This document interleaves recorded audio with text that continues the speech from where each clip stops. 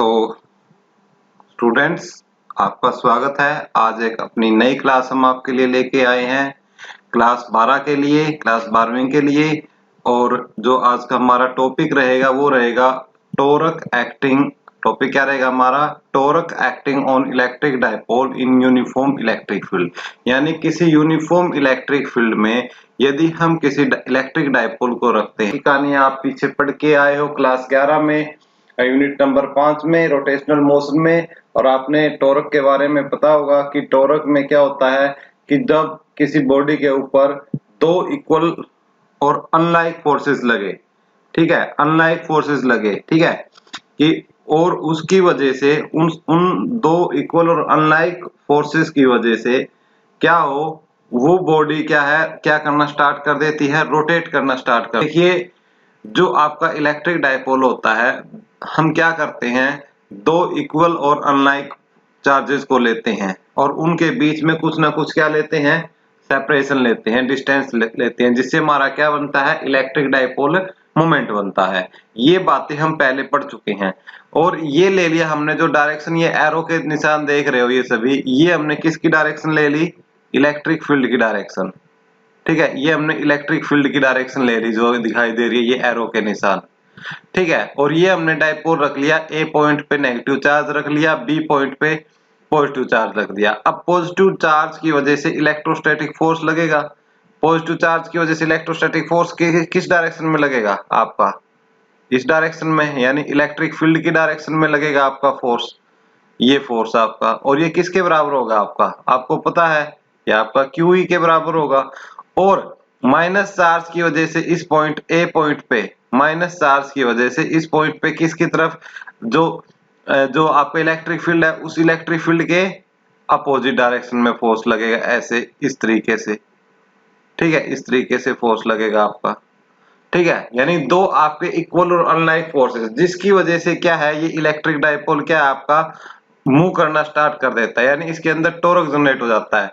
और देखो, electric dipole moment लेते हैं हम, ए से बी तक की जो ये डिस्टेंस है, ये हम नॉर्मली कितने लेते हैं, ठीक है, ये हम नॉर्मली कितने लेते हैं, 2a, ठीक है। ये 2a डिस्टेंस कहां से कहां तक है? ए से 20 तक की है, ठीक है। तो देखिए, इसमें हम क्या करते हैं कि यदि हम किसी एंगल पर, ठीक है, इलेक्ट्रिक फील्ड के साथ किसी एंगल पर इलेक्ट्रिक डाइपोल को हमने ले लिया, ठीक है, इलेक्ट्रिक डाइपोल को मान लिया थीटा एंगल पर ले लिया, ठीक है, तो उसके ऊपर दो फोर्सेस लगेंगे। एक तो प्लस की चार्ज की वजह से जो इलेक्ट्रिक फील्ड है उसकी डायरेक्शन में लगेगा, ठीक है, प्लस चार्ज की, जो प्लस चार्ज है आपका, प्लस क्यू चार्ज है, उसकी वजह से क्या है, इलेक्ट्रोस्टैटिक फोर्स होगा आपका, वो किस डायरेक्शन में होगा? इलेक्ट्रिक फील्ड की डायरेक्शन में होगा, ठीक है, इलेक्ट्रिक फील्ड की डायरेक्शन में होगा, ठीक है। और माइनस क्यू चार्ज की वजह से जो आपका इलेक्ट्रोस्टैटिक फोर्स है, ठीक है, वो किस में होगा आपका? Opposite, opposite of direction of, opposite of direction of electric field, electric field, ठीक है। ये बात आपको पता होनी चाहिए कि जो क्यू चार्ज होगा किस में होगा आपका? अपोजिट डायरेक्शन में होगा, ठीक है। अब ये जो आपके इस प्रकार से क्या है, जो इक्वल और अनलाइक और पैरेलल फोर्स एक्टिंग करते हैं डाइपोल पे, क्या बोल सकते हैं? दीज जो ये है आपके, ये दोनों के दोनों, एक F is equal to QE और एक F इज इक्वल टू आपका माइनस QE भी बोल सकते हो आप, ठीक है। मैग्नीट्यूड फॉर्म में लिखोगे तो QE हो जाएगा, यदि डायरेक्शन की टर्म में लिखोगे तो माइनस लगा दोगे, ठीक है। तो अब इसमें हम क्या बोल सकते हैं कि दीज आर अनइक्वल। जो ये फोर्सेस है इनके बारे में हम क्या बोल सकते हैं? these are unequal। पहली बात लिख सकते हैं कि ये क्या आपके अनइक्वल है। और दूसरी बात हम इसमें क्या लिख सकते हैं?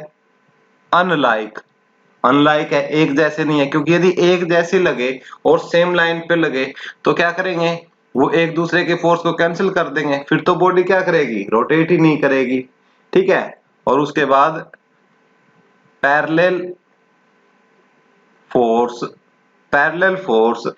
acting on the dipole, acting on the dipole, acting on the dipole, acting on the dipole constitute a couple, constitute a couple, constitute a couple, वो वाला कपल नहीं है ये, ठीक है। कपल यानी जब दो इक्वल और अनलाइक फोर्सेस जहां लगते हैं वहां कपल बनता है, ठीक है।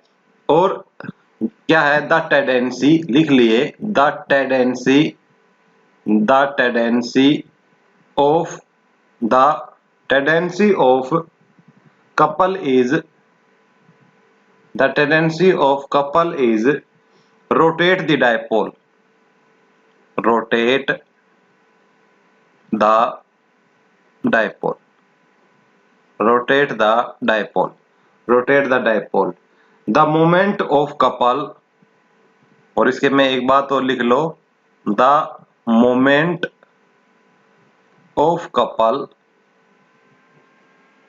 is called torque, is called torque। आप पढ़ के आए हो ये बातें, जो मैंने ये लिखी है ना इतनी, ठीक है, कहां से कहां तक, ये वाली बात, ठीक है। आप क्लास 11 में यूनिट नंबर 5 में इन चीजों को पढ़ के आए हो अच्छे तरीके से, ठीक है। तो इस प्रकार से जो अनलाइक, इक्वल और पैरेलल फोर्सेस है वो एक्टिंग करेंगे डाइपोल पे, ठीक है। और क्या करेंगे, कपल को बनाएंगे, कपल को कंस्टिट्यूट करेंगे। और कपल की टेंडेंसी क्या होती है, डाइपोल को रोटेट कर सकता है। कोई भी कपल है, किसी भी बॉडी को क्या जहाँ कपल लगेगा वो किसी बॉडी को क्या कर सकता है, रोटेट कर सकता है। तो यहाँ हमने डाइपोल रखा है, तो ये किसको रोटेट कर सकता है, डाइपोल को रोटेट कर सकता है, ठीक है। और टोरक की डेफिनेशन हमें, तो टोरक की डेफिनेशन से हम फार्मूले से हमें पता है, ठीक है, क्लास 11th में हम पढ़ के आए हैं कि जो टोरक होता है आपका, टोरक वो होता है आपका either force into perpendicular distance, either force into perpendicular distance. Either force क्या भाई, इनमें से कोई भी एक फोर्स ले लो और परपेंडिकुलर डिस्टेंस ले लो। भी मान लिया हमने क्या ये फोर्स ले लिया, तो इसके परपेंडिकुलर डिस्टेंस हमने देखनी पड़ेगी कौन सी होगी, ठीक है। जैसे हम कंस्टिट्यूट कर लेते हैं कि यहां से यदि इसके हम ये देखें, ये लाइन देखें, ठीक है, बिल्कुल इस तरीके से ये लाइन खींच लिया हमने, ठीक है। और यहां से यदि हम देखें, एक मिनट, यहां से हम दोबारा से लाइन ले लेते हैं और अच्छे से बना लेते हैं। और ये देखें यहां से इस प्रकार से, ठीक है, ये दोनों की दोनों क्या है, यहाँ कट कर रही है, ठीक है, यहाँ पर कट कर रही है, ठीक है।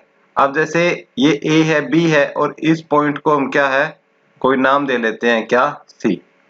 अब देखो ये आपका, ये आपका फोर्स है इलेक्ट्रिक फील्ड की डायरेक्शन में, तो इसके परपेंडिकुलर क्या हुई, बीसी हुई।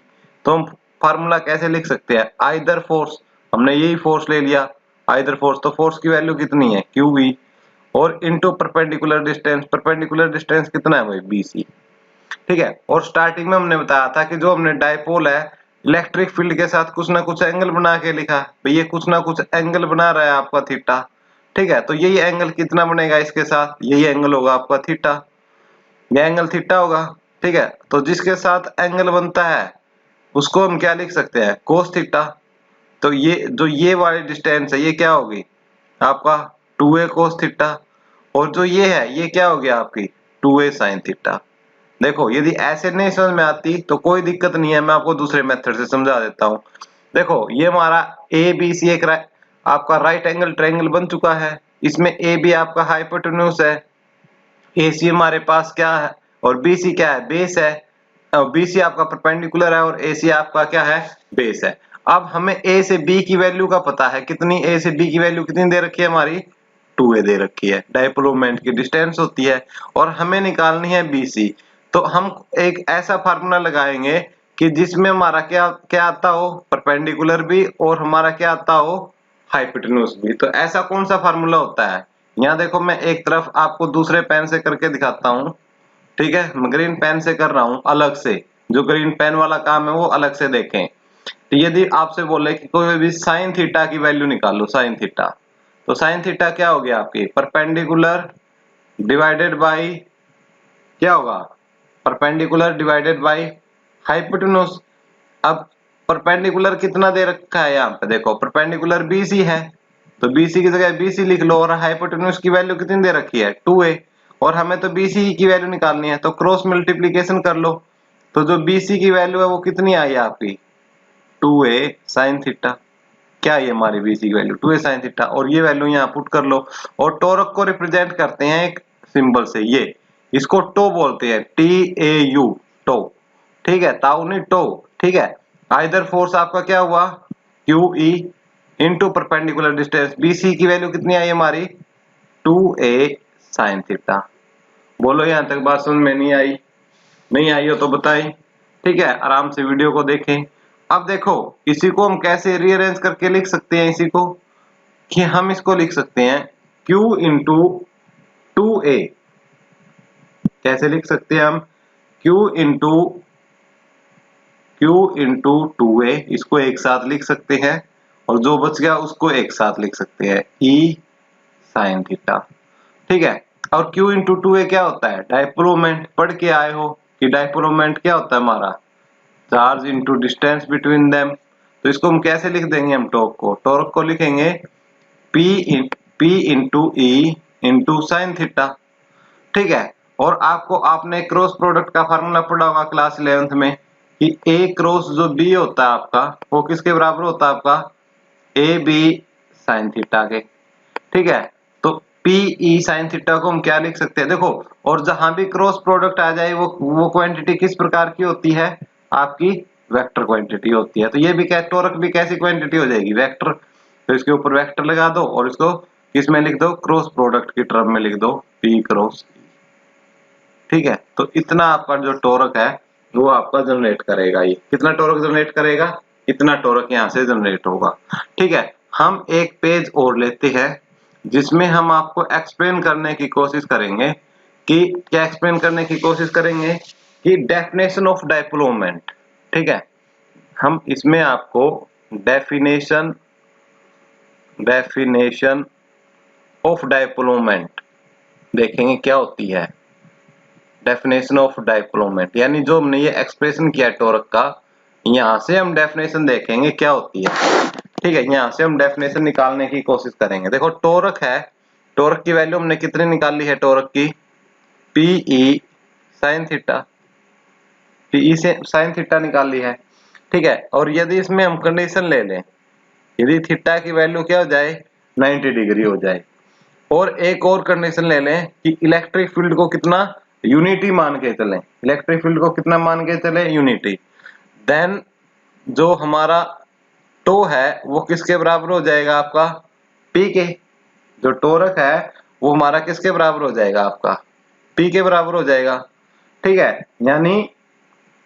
यानी हम कैसे बोल सकते हैं कि आपका हमारा जो डायपोल मोमेंट है वो हमारा किसके इक्वल है, टॉर्क के, ठीक है। और कब इक्वल होगा, जब हम कितने एंगल पर रखेंगे उसको, राइट एंगल ट्रायंगल पर रखेंगे, और वहां पर इलेक्ट्रिक फील्ड कितना लेके चलेंगे, यूनिट स्ट्रेंथ। तो इसकी ये डेफिनेशन बन जाएगी। तो डेफिनेशन कैसे लिखोगे कि हेंस, डेफिनेशन कैसे बनेगी, जैसे मैंने आपको समझाया इसको बना के लिखोगे, हेंस डायपोल मोमेंट। चलो मैं लिख देता हूं यहाँ पर, रेड पेन से लिखता हूं मैं यहाँ पर, hence dipole moment, hence dipole moment of electric dipole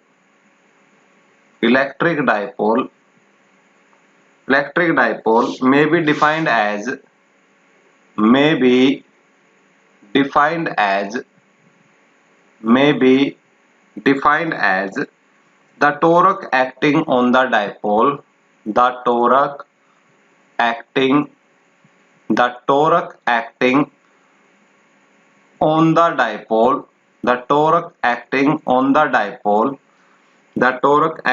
on the dipole placed at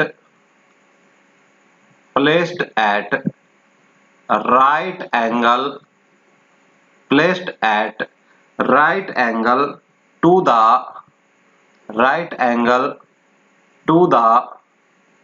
uniform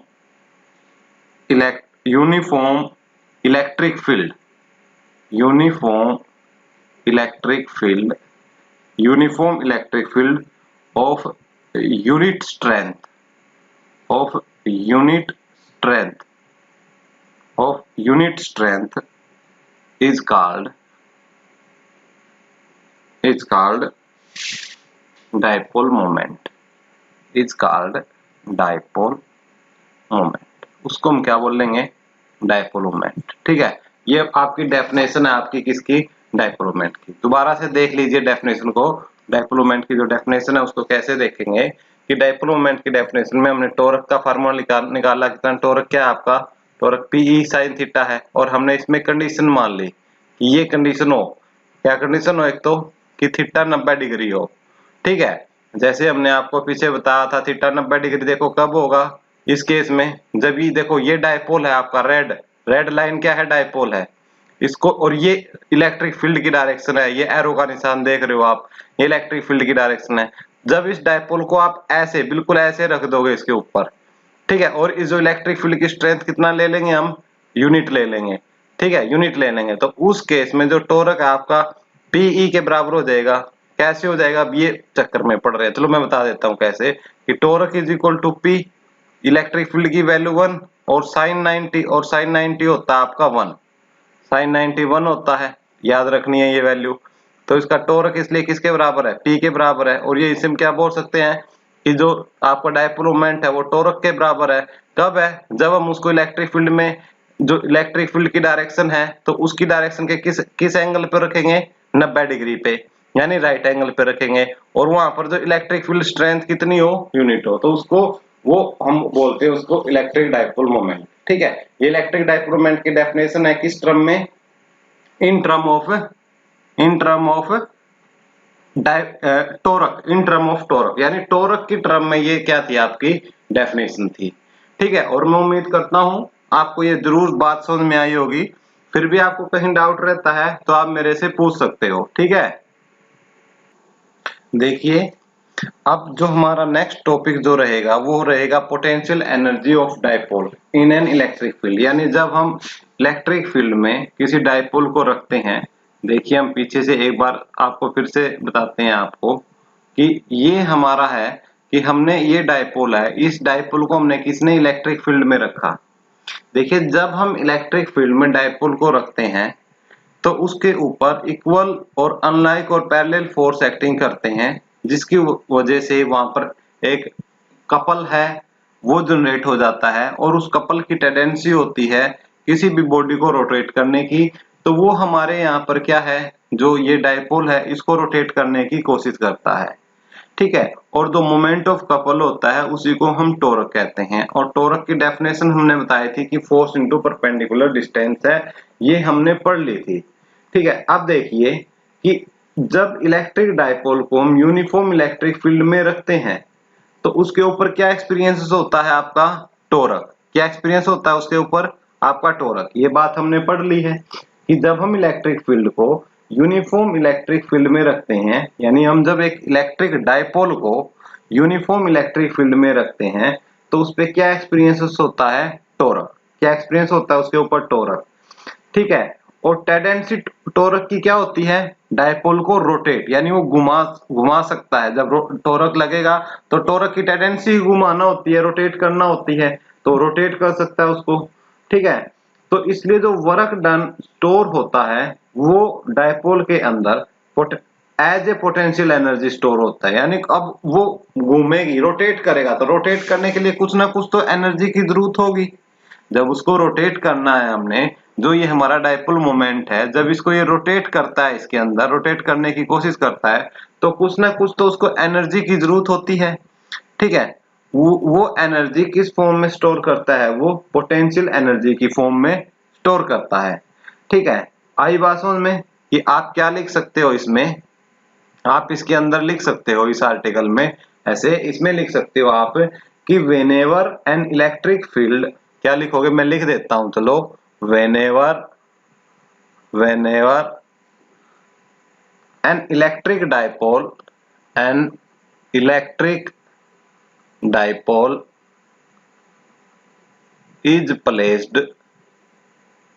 placed in an uniform electric field, uniform electric field uniform electric field uniform electric field, it experiences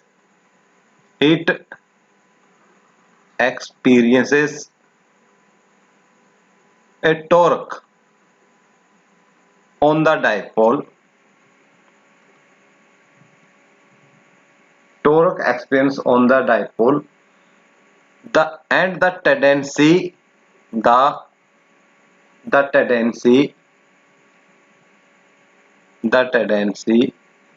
of dipole. The tendency of dipole. You can say tendency of torque. The tendency of torque is to rotate the dipole.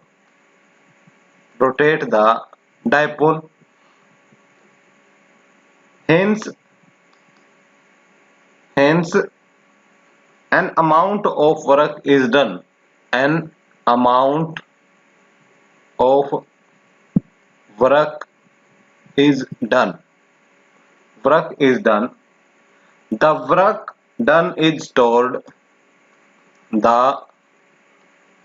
done is stored. The work done is stored in the form of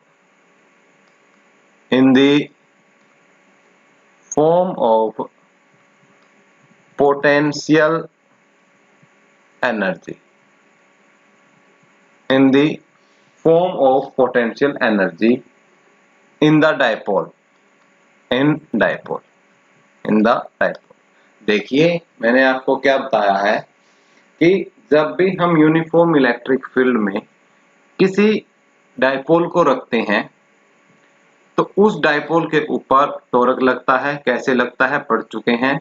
torque की tendency होती है dipole को rotate करने की। अब जो rotate करेगा तो उसको कुछ ना कुछ एनर्जी की जरूरत पड़ती है, कुछ ना कुछ उसको वर्क डन करना पड़ता है, और जो वो वर्क डन होता है वही किसकी फॉर्म में स्टोर होता है आपका, वो वर्क डन आपका पोटेंशियल एनर्जी की फॉर्म में स्टोर होता है, और वही हमें निकालनी है कि वो कितना आपका स्टोर होता है। ठीक है, हमने यहाँ से एक रिलेशन पढ़ा है, हमने एक रिलेशन पढ़ा है कि जो आपका टॉर्क है आपका, ठीक है, वो होता है आपका Pe sin थीटा। हमने ये रिलेशन पढ़ा है, टॉर्क की वैल्यू क्या होती है Pe sin थीटा। ठीक है, इसमें हमने मान लिया इफ डी थीटा हमने मान ली इसके अंदर एंगुलर डिस्प्लेसमेंट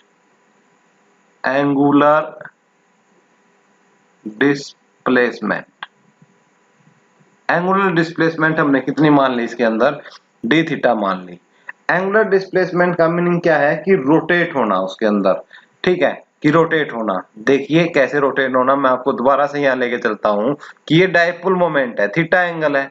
अब ये थोड़ा सा रोटेट हुआ, थोड़ा सा छोटे से एंगल पर, और वो एंगल हमने कितना ले लिया, डी थीटा। वो एंगल हमने कितना ले लिया यहाँ पर, डी थीटा। और इस डी थीटा को हमने क्या बोला, एंगुलर डिस्प्लेसमेंट बोल ली। क्या बोली इसको, एंगुलर डिस्प्लेसमेंट बोल ली। और देखो जब डिस्प्लेसमेंट स्मॉल होगी तो वर्क डन भी स्मॉल होगा। ठीक है, कैसे, क्योंकि आपको पता है कि जो वर्क डन है, देखो लीनियर मोशन में जो वर्क डन है वो बताता हूं मैं आपको। वर्क डन क्या होता है, फोर्स इनटू डिस्प्लेसमेंट। लेकिन यही बात जब टॉर्क की आ जाती है, ठीक है, यानी जब ये तो लीनियर मोशन का है, रोटेशनल का आता है, तो फिर वर्क डन क्या हो जाता है आपका, टॉर्क इनटू एंगुलर डिस्प्लेसमेंट।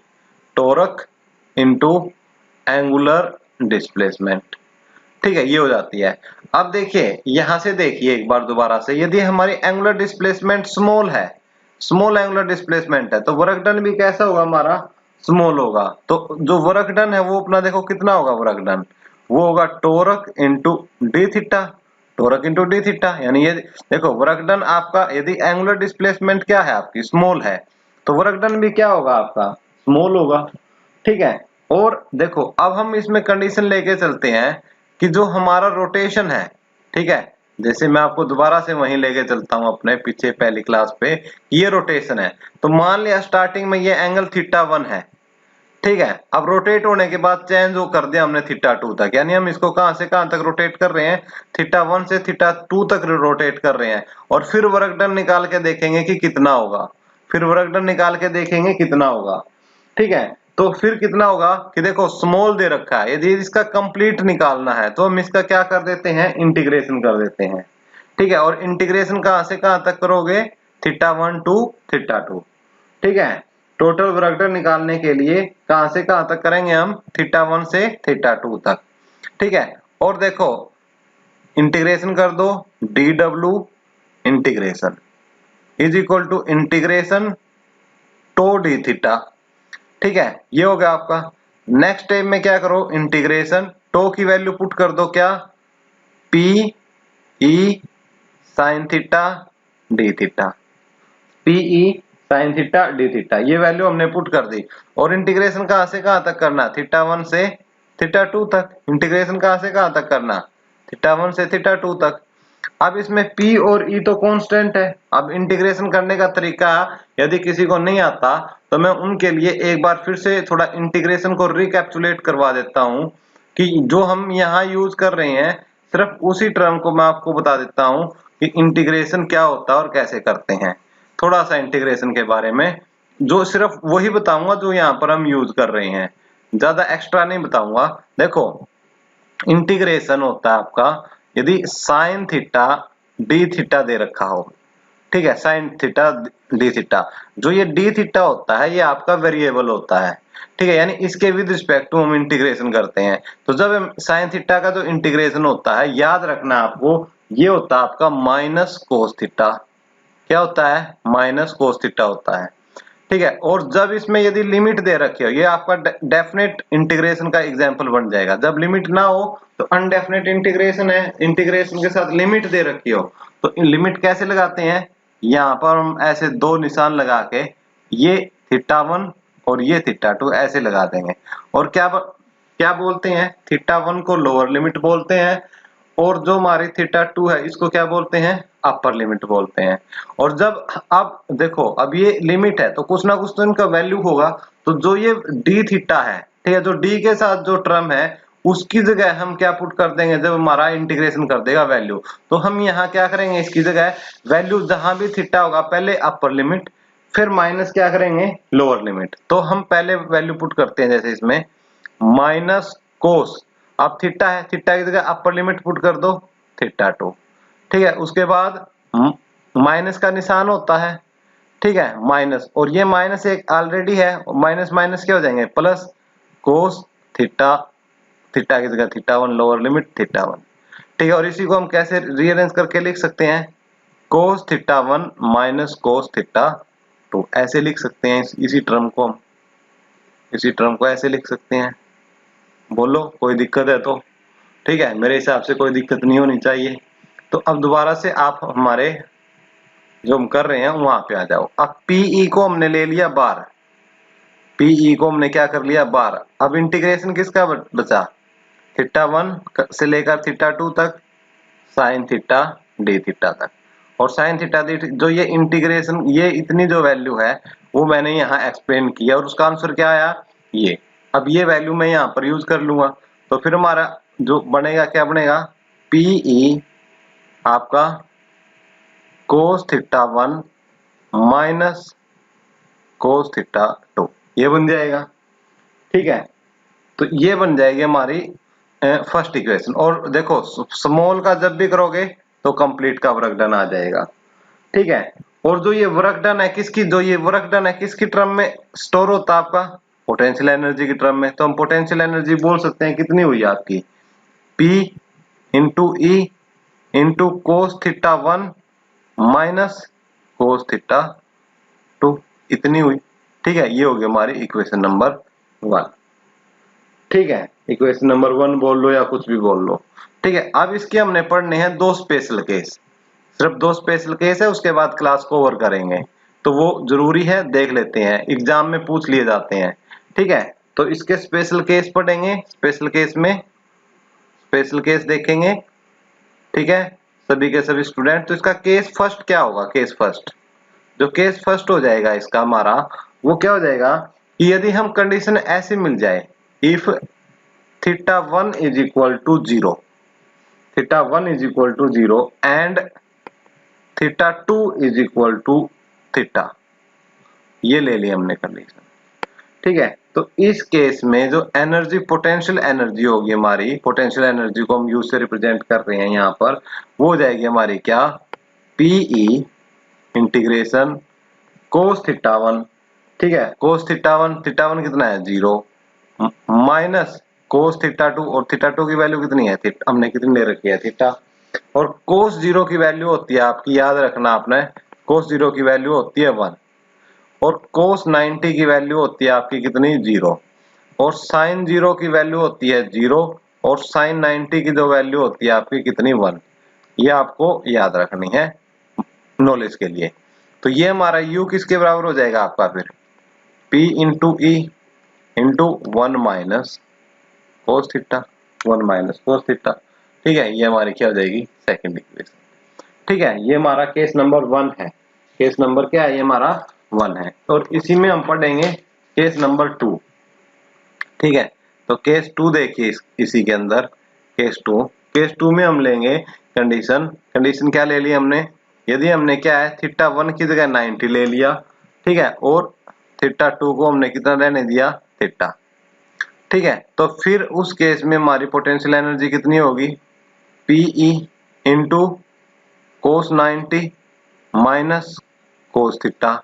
जहां देखो, जहां पर भी थीटा 1 है वहां पर हमने थीटा 1 की वैल्यू ये पुट कर दी, और जहां थीटा 2 है वहां थीटा 2 की वैल्यू ये पुट कर दी। अब क्या बनी हमारी पोटेंशियल एनर्जी, P इंटू ई, और कोस 0 क्या होता है, देखो कोस आपका 1 होता है, लेकिन यहाँ कोस 90 है, कोस 90 क्या होता है 0। ठीक है, यानी क्या बचेगा, माइनस कोस थीटा बचेगा। ठीक है, यानी हम बोल सकते हैं पोटेंशियल एनर्जी किसके बराबर बची आपकी, माइनस पीई कोस थीटा के, किसके बराबर बची आपकी, पीई कोस थीटा। ठीक है, और आपने एक टर्म पढ़ी होगी आपकी कि ए डॉट जो बी होता है आपका, वो होता है आपका ए बी कोस थीटा के बराबर।